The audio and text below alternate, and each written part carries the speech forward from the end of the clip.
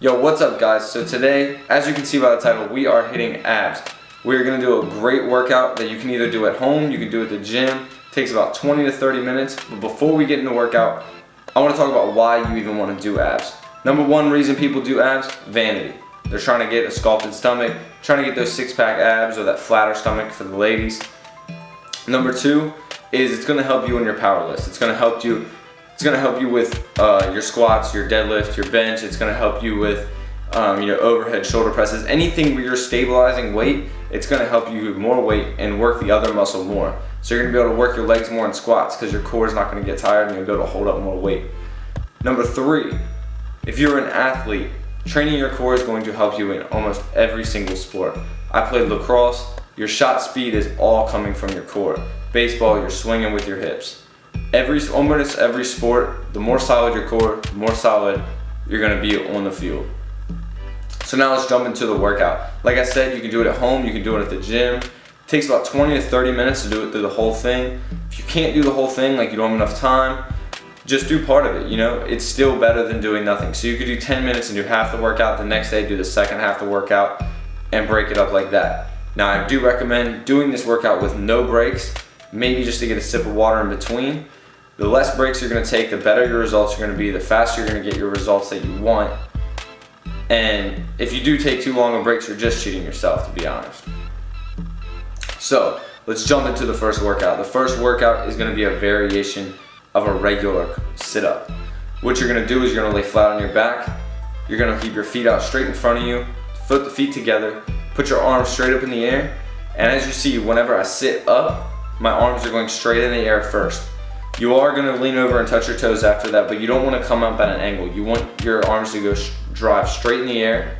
And then once your body forms a 90-degree angle, forms that L shape, you wanna lean over and touch your toes. You're gonna do 30 reps. This is gonna be your warm-up. This is gonna use your entire core. It's gonna get the blood moving.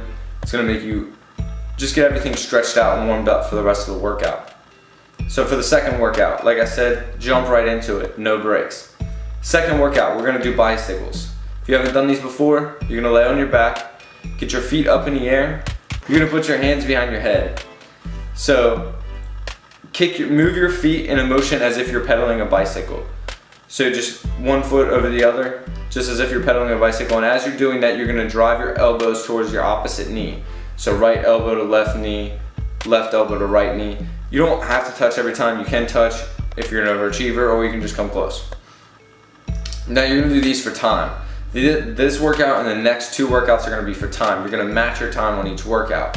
I recommend starting, if you don't do a lot of ab workouts, you're just getting into it, I recommend starting with 30 seconds for each of them. You can go up to a minute as you get better. If that starts to get easy, do 35 seconds. Once that starts to get easy, do 40. And you'll work your way up until you get to be going about a minute for each of them. So right after that, you're gonna switch into 6 inches. 6 inches is probably the most hated ab workout anybody has ever done if you've ever played a sport in high school. What you're gonna do is you're gonna lay flat on your back, legs straight out in front of you and your feet together, toes pointed, and you're gonna keep your hands by your side. Make sure your hands are completely next to your butt. You don't wanna tuck them under because it makes it easier, and again, you're only cheating yourself. So hands next to your sides. What you're gonna do is you're gonna lift your legs, you want your feet to be 6 inches to a foot off the ground, and you're just gonna hold it there. And again, 30 seconds to a minute. Then right after that, we're gonna jump right into scissor kicks. This is really similar to 6 inches, as you have the same exact form, but instead of lifting both feet 6 inches, you're gonna lift one about 2 or 3 inches off the ground, and the other one about 1.5 or 2 feet off the ground. And then you're gonna switch. You're just gonna keep switching them back and forth, never touching the ground, never taking a break, just keep switching back and forth. Again, match your time with the other two workouts. So first timers, 30 seconds. Now for all of these, just so you know, whenever you stop, the time stops. So you can't do 20 seconds and then sit there for 5 and then do another 5 seconds and be like, oh, 30 seconds passed. Doesn't matter. It only counts when you're doing it. So if you stop, time stops. You do 20 seconds, you stop, you do another 2 seconds, you've only done 22 seconds, then you keep going. Even if you're only doing 1 second at a time, you got to get all 30 seconds of you actually doing the exercise. Now whenever you're doing the scissor kicks, try to make it even. Try to do the same amount on both sides, even if you have to add in an extra second or two to get that. Next one is gonna be in and out. What we're gonna do is you're gonna be sitting on your butt. You can have your hands by your side again, just like they were with the scissor kicks and the 6 inches. But your feet are gonna be up in the air. You're gonna keep your feet together the whole entire time. And what you're gonna do is you're gonna bring your feet in towards you as far as you can and then push them out as far as you can, keeping your whole upper body off the ground. So the only point of contact should be your hands and your butt. And you're gonna keep doing that. Every time you bring it out and back in is 1 rep. You're gonna do 30 reps of this exercise. Next exercise is kind of 2 exercises. It's side crunches. So you gotta do each side. We're gonna do 30 reps on each side. So we'll start with our left side. The side you're starting with is the side that is up in the air because that is the side that you're crunching. So you're gonna have your left arm, you're gonna have your left hand behind your head with your elbow up in the air. You're gonna keep your body slightly bent, your knees slightly bent, and you're gonna have your right arm probably extended out just to help keep you balanced. And what you're gonna do is just try to drive your elbow to your knees and just lift your knees to your elbow.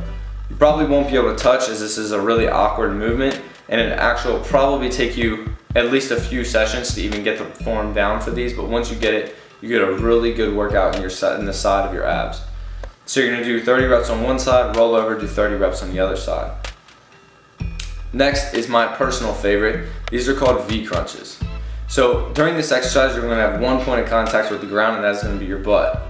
You're gonna have your legs up in the air, probably about 1.5 to 2 feet, and your whole upper body is gonna stay, almost your whole upper body is gonna stay off the ground that whole time. Your hands will be reaching for your feet the entire time.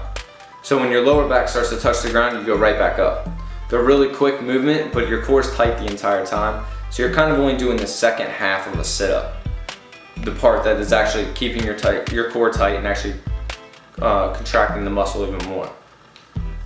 So for these, you're gonna do 30 reps. I sometimes add in a few more because these are my favorite one. I think they work the best out of all of the workouts that we're doing. So you can add a few more in of whatever your favorite workout is. Mine just happened to be the V crunches. Next is a really well-known exercise called Russian twist. This is where you're gonna keep your butt, again, your only point of contact is gonna be your butt. You're gonna be balancing yourself with your feet up in the air, and you're gonna fold your hands together, making one big fist, and you're gonna tap both sides. So every time you touch the ground is 1 rep. So you're gonna do 50 reps, or 25 each side. And you're gonna move your whole entire upper body. Make sure you're not just moving your arms, because keep in mind, this is an ab workout. We need to twist our whole upper body to work the abdomen. So keep with full motion, twisting your whole upper body every single time, and do the 50 reps.